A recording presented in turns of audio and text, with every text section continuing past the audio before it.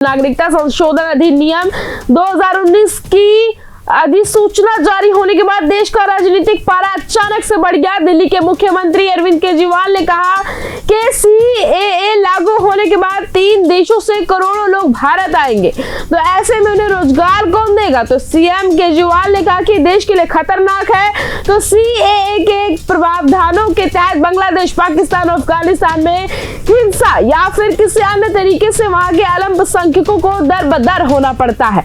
तो वहीं पूरी छानबीन के बाद उन्हें भारत की नागरिकता दी जा सकती है। इसमें 3 देशों में रहने वाले हिंदू, सिख, बौद्ध, ईसाई, पारसी जैसे अल्पसंख्यक समुदाय के लोगों को ये सुविधा मिलेगी। तो सीएए को लागू करने पर आपत्ति जताते हुए दिल्ली के मुख्यमंत्री अरविंद केजरीवाल ने कहा, उधर हमारे युवा रोजगार के लिए लाठियां खा रहे हैं और सरकार रोजगार का समाधान खोजने की बजाय सीएए की बात कर रही है। तो उन्होंने आगे ये भी कहा, भारत, पाकिस्तान और बांग्लादेश के अल्पसंख्यक भारत की नागरिकता लाना चाहे तो उन्हें मिल जाएगी।